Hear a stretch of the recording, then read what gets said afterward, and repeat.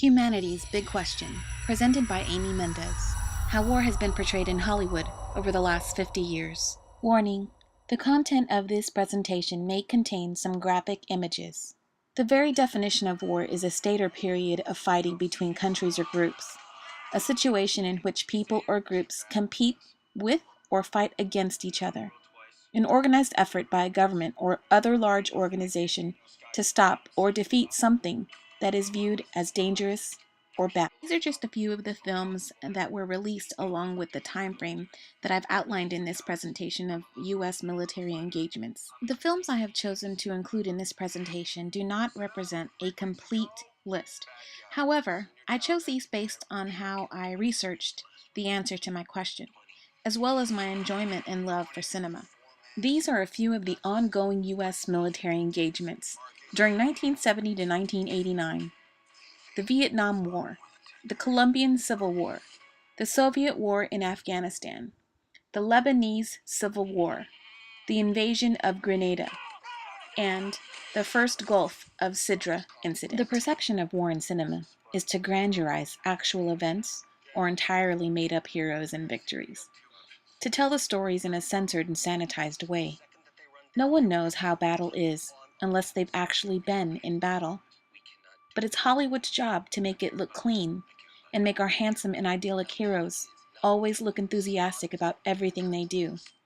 These films have a subliminal message to make it all look attractive, to make it all look like winning. Because we all know there is no state-of-the-art equipment available for every single soldier bearing arms.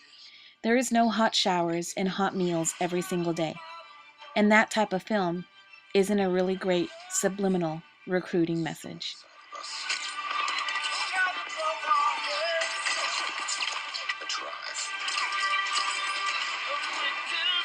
Push yourself further than anyone could think possible. You can die for your country, I'm gonna live for mine. See? God's looking out for us. We're good, right? We're solid.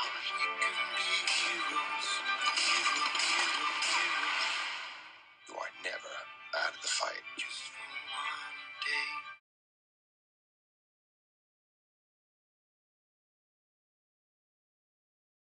Full Metal Jacket is relentlessly harsh, filled with graphic images and language of the fictional training of Marines being prepared for the Vietnam War. This is one of the most iconic scenes in cinema to date. It is commonly referred to as "This is my rifle" scene. This is my rifle. There are many like it, but this one is mine. My rifle is my best friend. It is my life. I must master it as I must master my life. Without me, my rifle is useless. Without my rifle, I am useless. I must fire my rifle true. I must shoot straighter than my enemy who is trying to kill me. I must shoot him before he shoots me. I will. Before God, I swear this creed. My rifle and myself are defenders of my country. We are the masters of our enemy. We are the saviors of my life.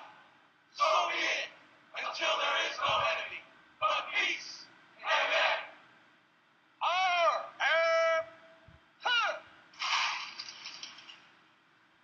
Eddie. Good night, ladies. Good night, sir. Schindler's List was released in 1993. However, the movie is set at the beginning of World War II. The movie depicts the Holocaust in a horribly vivid and terrible way. However, through the magic of Hollywood, the cinematography is beautifully shot and captures moments unlike any World War II movie had before. Perhaps in large part due to the actual locations of some of the events in this story. Hollywood brings Camp Auschwitz and its atrocities to the big screen in a beautiful brazen way. Again, only cinema can, for brief moments, make us slightly numb to the horrors of real-life war. What is not commonly known is that each military branch has an entertainment liaison station in Los Angeles, California.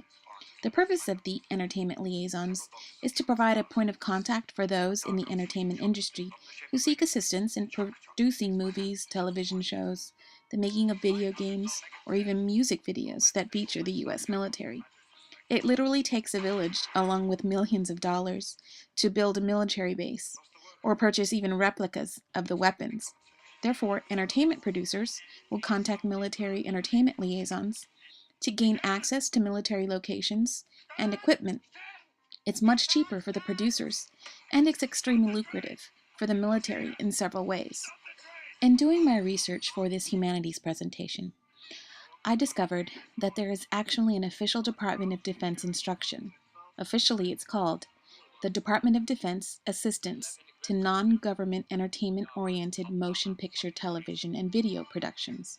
It's dated January 26, 1988, and the document states, "It is DoD policy that government assistance may be provided to an entertainment-oriented motion picture, television, or video production when cooperation of the producers with the government results in benefiting the Department of Defense, or when this will be in the best national interest, based on the consideration of the following factors. Number 1. The production may be authentic in its portrayal of actual persons, places, military operations, and historical events. Fictional portrayals must depict a feasible interpretation of military life, operations, and policies. Number 2. The production is of informational value and considered to be in the best interest of public understanding of the U.S. Armed Forces and the Department of Defense. Number 3. The production may provide services to the general public relating to or enhancing the U.S. Armed Forces recruiting and retention programs. And number 4. The production should not appear to condone or endorse activities by private citizens or organizations when such activities are contrary to U.S. government policy." Coming across this document in my research now gives me a better understanding of the complete relationship between Hollywood and the U.S. military.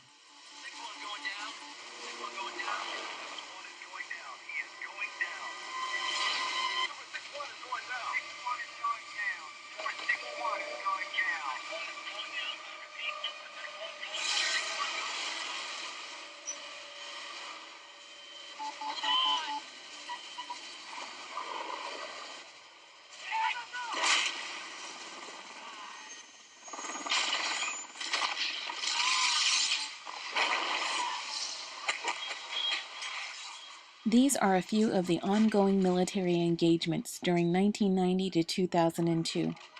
The invasion of Panama, the Persian Gulf War, the Iraqi no-fly zones conflict, the Bosnian War, Operation Uphold Democracy in Haiti, War in Afghanistan, Operation Enduring Freedom, Philippines, and the Horn of Africa.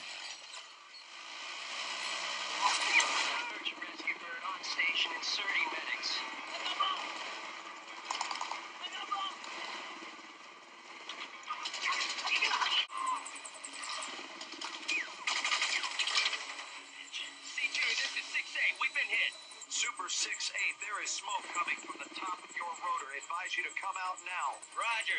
Dropping last man. Art, I've got skinnies with RPGs at 12 o'clock. Can you see them? Got him. Give me 90 degrees flat. Black Hawk Down was released in 2001. It's a British-American war film, an adaptation of the 1999 book with the same name, Black Hawk Down. It's chronicled after articles and events that were written in the Philadelphia Inquirer, but these events were actually taken from the Battle of Mogadishu, which was a raid that was integral to the United States' efforts to capture Somalian warlord Mohammed Farah Aidid. This film depicts more than 100 Delta Force soldiers and Army Rangers, and part of a larger United Nations peacekeeping force. They are the elite of the elite and the bravest of the brave. And in cinema, Hollywood makes this one big budget recruiting film. The War on Terror now comes to the big screen. In Zero Dark 30, Hollywood brings to the big screen the 10-year manhunt for Osama bin Laden. And SEAL Team 6 becomes infamous as a female CIA agent finally gets her 15 minutes. This story was one the whole of the United States Armed Forces seemed to be waiting for, and Hollywood did its obligatory duty.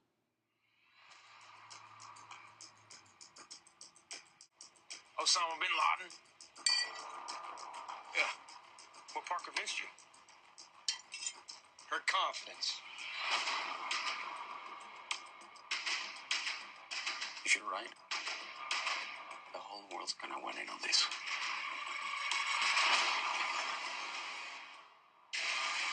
You will never find him.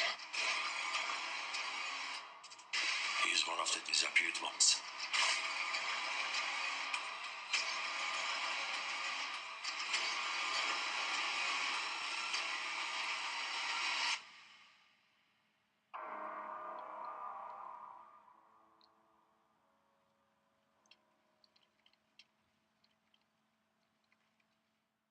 These are a few of the ongoing U.S. military engagements from 2003 to 2013.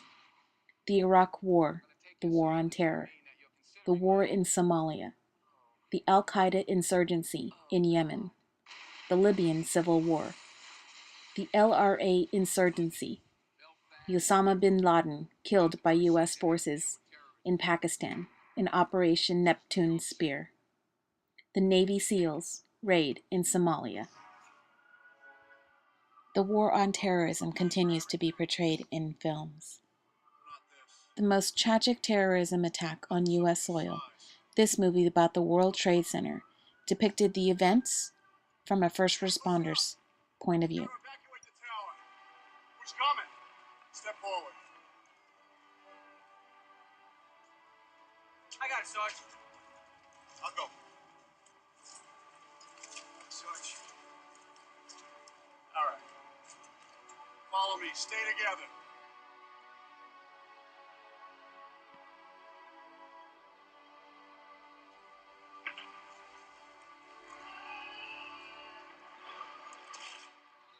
When I saw this movie, Taking Chance, I cried for days.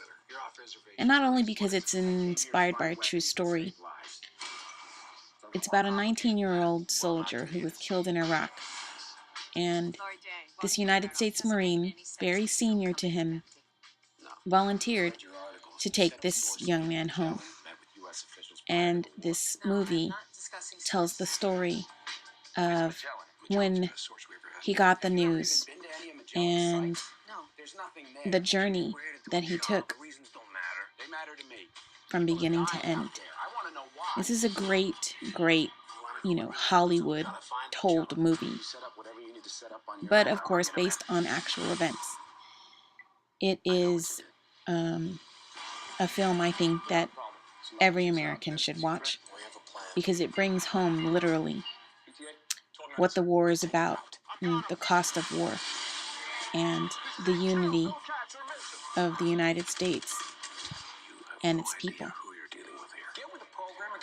I answered my question of how Hollywood has portrayed war in the last 50 years. It has at least tried to prepare us in the most minute ways. After all, it's a Hollywood war machine continuously churning out some ridiculously handsome heroes with superhuman strength and bravery. It's portrayed, shaped, and distorted the war for the American audience to be able to somehow tolerate it, to accept it, to attempt to pacify and desensitize us to the brutality and the atrocities we all know happen, but we don't want to see. Even broadcast news is unable to show such graphic images of real war, so we'll pay to go see it, a cleaner version of it. After all, we go to the movies to be entertained, and entertain they do. The Hollywood war machine's mission is to promote to their target audience in the loudest, special effects, graphic ways of how thrilling it is to be a defender of our freedom. So please come, do sign up, and do it for real. Arguably, cinema informs us and guides our perception of actual, and yes, fictional events. It may even also be said that there is no other forum that does it better or reaches as many people as the long arm of the entertainment industry. Without a witness, it just disappeared. Chase would be so honored knowing such a senior officer brought him home.